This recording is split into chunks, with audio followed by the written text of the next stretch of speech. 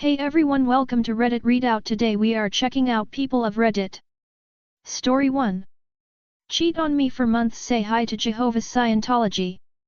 TLDR, he was cheating on me for months.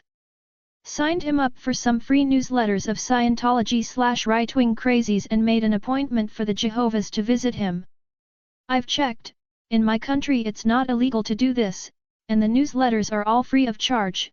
He's not losing money or something and he can easily unsubscribe from all of it. I, F28, was dating this seemingly cute guy, M27, for half a year. Knew each other for years, had lost contact, but suddenly reconnected when we saw each other on a dating app, hit it off immediately, and after few dates he asked if we could be exclusive. Some great months followed, like the example of what a healthy relationship should look like. Out of nowhere, he confessed he was in an emotional affair with this girl the entire time when he was with me. Yes, the one I was told not to worry about. They had apparently been flirting for over a year already, and it had secretly continued when I came along. He said he was in love with her and me, and told me he was leaving me for her. I was devastated. Have some first-class attachment issues due to horrific things that happened in childhood, have had therapy, but still, it's difficult. So hearing this was like the biggest nightmare ever. I had been so scared to start dating him in the first place, but he always would put me at ease, tell me that I'm allowed to take up space, that he would never leave me, etc. But all this time, he was emotionally, and maybe physically, cheating on me. He knew about my past, my insecurities. I felt so betrayed. I'm working on moving on, but after a week really felt the need to do something petty. So I secretly signed him up for embarrassing free stuff like Scientology literature, second love cheating website, no pictures / info of him, just made an anonymous account and signed it to his email, some newsletters of extreme right-wing political organizations, we're both progressive so he hates them, and made an appointment for the Jehovah's to visit him at home for a convo about the dear Lord. I planned the date and time of them visiting at a moment that he would always be at his house with me for a date together. Makes me happy to think of him trying to cook for her, and suddenly having to endure the Jehovah's. Story 2. I stole my father's computer from my grandmother. My father has been a mistreating deadbeat for my whole life, until he found a good paying job at some point when I was in uni. He decided to help me out with everything. He told my mom he'll give her $1,000, that is a huge amount in our currency, to put into my uni and other things I would need, but not tell me about it because he was unsure if someone that only recently became a legal adult could spend this amount in a smart way. Then died 3 days before meeting with my mom. I was heartbroken, because no matter how shitty, he was still a dad. The funeral passed, and I told my mom, you don't find it weird that they haven't say a single thing about the money? And she told me to give them time because this happened out of the blue, and they were probably too shocked to be able to get through everything. A month passes and my grandparents call my mom and they say they need to talk about this money arrangement they had with my father. My mom gets excited because we just started experiencing some monetary issues, and that amount of money would be a huge relief. Then they offer us a deal.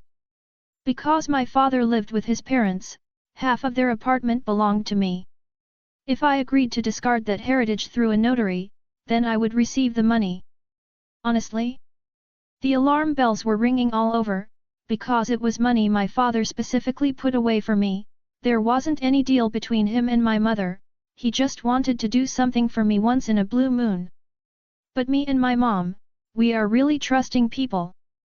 If someone says we will do this, we believe those people, because so don't lie, so why would they? Also, I didn't really want this part of the apartment, because it would never be fully mine, as my grandparents don't really like me and also have another son and granddaughter. So we agree to the deal. Then I sign the documents and wait 6 months while my grandparents lead us on and on, until finally they get fed up with my mother asking about their part of the deal, and tell her straight up that they will not be giving us money, and as a topping on the cake they don't even believe I will actually be able to finish the university because we all know she's not the brightest in our family. LOL. Okay. COVID starts and everyone is working from home. I get a girlfriend and a therapist who are both shocked with how calmly me and my mother have accepted defeat. They tell me that I need to put them in their place, but I don't think they meant for me to do what I did. After I built myself a computer with some help of my father, he asked me to help build his own. It was a rare but a welcome bonding experience. After his death, the computer was just standing there, losing its value, and my grandparents were dead set on selling it for the same amount my father bought it for. No amount of it's been 4 years since he built it would work on them. So I got a little plan brewing in my brains. Since my grandparents knew I was working from home, I called them and asked to borrow my dad's PC, because mine is broken. Only for 2 weeks until I receive a paycheck and have enough money to repair mine. We have a lot of back and forth. They really didn't want to give it to me, but I had an argument to everything they said, so they agreed in the end. Just because I put too much trust in people who don't deserve it, I ask her once again, if there's any way she could give me the money my father has left me. My grandmother says, that we already been through this conversation, and besides, I don't need this money now, because I have a paying job. Okay, it was your last chance. I come over to get the PC, and my mom waits for me in her car. She meets my uncle, my father's brother, and they have a little chat and he says, you know we had a computer at our house, and had to put it in the basement because the damn thing was taking too much space. Our kid does her homework on a tablet now. Before I leave, my granddad tries to have a word with my grandma to give me the PC and not ask for it back, because they do not need it. She shuts him down. I come down with the PC, we leave. I immediately block my granny's number. My mom is not so cold-hearted, so she decides to keep in contact. 2 weeks pass, and grandma calls my mother to ask about the computer. My mom comes up with a lie, that basically there is no repairing to my computer and if I give their computer back, I won't be able to work, to which my grandma responds with, oh that's bad, I'm sure you will figure something out. But we need the computer for our granddaughter to do school projects on it, so my mom responds, what about that computer that they have in the basement and don't use it as it takes too much space? I'm sure you will figure something out. She blocks my grandmother after this, and tells me that if there's something I want to tell her, I can. My hands are completely untied and my mom is done trying to find a compromise with those people. Before that my mom was trying to make me rethink my decision of not giving the computer back. I call my grandmother, and she responds with a voice of an absolutely tortured soul, oh how could you do it, wah wah. I told her that I learned to act like this from her. We have a huge argument and her points all based on shitting on my mother. How it was all her idea, that my mother made me hate them, that she never loved my dad. Shit was heartbreaking to hear considering my whole life my mom was the one who asked me not to cut the family out of my life, because they are a family even if a shitty one. So I tell her, that my mom has been nothing but ever accepting to their shitty antics, and if not for her, the situation would look way worse. They failed to connect to me when my father was alive, they never reached out after his death, they were disregarding the fact that not only their son died, but it was also my father. It was my mom's ex-husband. We were all grieving. She can hear that I'm not sorry for her in any way. She treated my father horribly, so I was blaming her in some way too, but never put that in words. So she tries one last thing she could come up with. What about the other granddaughter? She need the computer for her school. If you hate me so much, at least think of her. She loves you, and I say the one who has both of her parents alive and well? The one who had a computer but it was so useless to her they put it in the basement? I think she and her living dad can figure it out just fine. There was a pause. And she goes, did your mother tell you to say this to me? Once again shifting the blame onto my mom. I heard it enough times in my life, so I just said okay, I will say something my mother has never told me to say to you. Go fuck yourself, and tell my granddad I don't hold any grudges at him. You are the only one at fault. I drop the call, and block her number. The end. Story 3. Have fun walking around with that. In 1996 my parents married and bought a house after finding out my mom was pregnant with my oldest sister. The house was in bad condition, so they wanted to renovate a lot of things. Now, my mom barely could renovate thanks to her pregnancy while my father was working all day. So my mom asked my uncle, the brother of my father, for help. They made an agreement that he would help with the renovations if my mom would cut his hair. She worked as a barber. Now my uncle has always been quite selfish and only listens to himself or other men. So when my mom told him what she wanted, he kept telling her, "No, that's ugly, I would rather do it that way," no matter what it was or how often my mom told him that she wants it that way. He kept insisting that only his way was the right way. After arguing for an hour with each other, he agreed to do it her way. At that time my mom was really not doing well, laying in bed all day. He started his work, and after he was done my mom saw that he in fact did it his way. She was furious when she saw what he did. When she asked him why he did it his way, he just said, "Because I like it this way." He then demanded the haircut, because it was an agreement. My mom agreed. He was a doctor, and because of that he cared a lot about his image. He had longer hair which he loved. My uncle explained to her detailed what he wanted. She agreed and started the cutting process. She cut it all off and gave him the worst haircut she could do, making it uneven, some bald places and more. She was smiling the whole time. When he looked into the mirror he screamed at her, "Why did you that?" She just smiled and said to him, "Because I like it that way." After that he never did something like that to her ever again. He also redid all the renovations. Story 4. Rig the chili cook-off. Okay, enjoy your toilet time. This happened some years ago at a job I no longer have, in a state I no longer live in. I was reminded of it because of another non-food related contest I am entering today.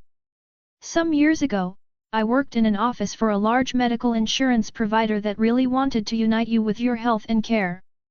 As one often runs into in such office environments, there were often morale-boosting events. Pizza parties, potlucks, etc. One such event was held in the cold winter much, and as such was themed as a chili cook-off. These were often an excuse for the office birds to get a free meal and not do their jobs, but I am nothing if not violently competitive. I also happen to be a decent cook, so I saw it as an opportunity to flex a little. Come cook-off day, I presented my offering along with a dozen or so others. Judging was done by 3 other staff within the office, not within the circle of the birds. One could purchase a ticket to sample the wares, thereby solving your lunch problem in the process. By the end of the event, my offering was the only one that was empty. The judges, who were publicly known, this wasn't a blind event or anything, all asked me separately what was in my chili, ingredients, processes, etc.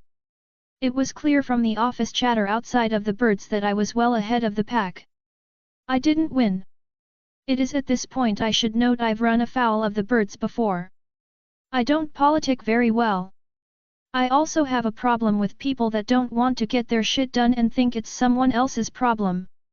I'm very much a if we all do the job we all get done faster type. Amishes moving a barn and all that.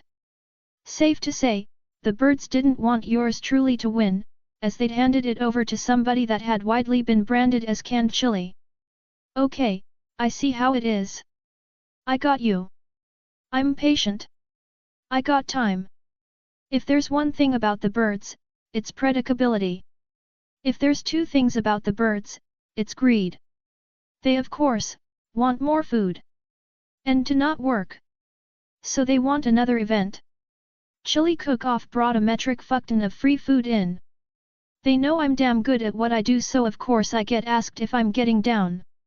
I want revenge, y'all robbed me like I don't know. Game on bitches.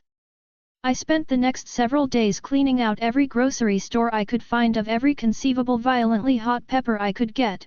This was Minnesota in the middle of winter, so, really not that bad. I wasn't getting reapers.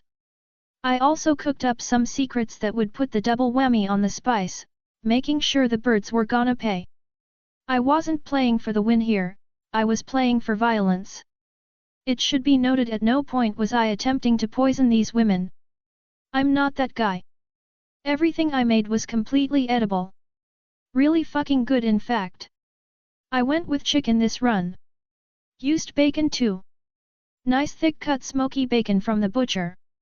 I want to say this batch of chili cost me like $75. It was delicious, and I put all my mojo on it. Toasted spices, roasted peppers, all of it. This wasn't Mr. and Mrs. Norman chili. Game day. There were several other competitors again, though sadly not as many as last time. A good friend had been talking smack about some recipe he has, so we did a little cross-promotional sneak preview. He almost died. My chili turned him beet red and he had the sweats like a Catholic priest got caught with his hands in an altar boy. I knew it was gonna be a good time. Announcements go out, grub line happens. I start hearing the sniffles. See a couple of dab tissues. A fanning here or there. In winter. In MN. Then the birds arrive. I purposely ducked out to not make it too obvious that I was waiting, but I didn't even need to see it. That first hoo told me I got one. I knew the rest weren't far behind. Not long after that, I see the judges. Usual questions about my recipe. Truth be told, I don't have one. I never do. I have tricks, I have methods etc., but it's never the same twice. I'm always playing by ear. Cooking is art. Baking is science. One of the judges, visibly has tears coming from his eyes, said it was the hottest thing he'd ever eaten. Delicious, but insanely hot. I just kind of had to go yeah because I can't really explain that he was collateral damage in a revenge plot. Afternoon email goes out. Shorter than the usual winner's announcement, I've been given the win. I like to think it's because my food was superior, and I believe it was, but I am reasonably sure it was out of fear. The Walmart gift card I won didn't cover half the cost of the pot of chili, which was once again, stone empty when I got it back. I never did hear how bad Montezuma was with his revenge. EDA, they never did have another chili cook-off. I like to think they were afraid of me. Probably just office morale was really bad, but I'll take the win. That's all for today. Please don't forget to like and subscribe.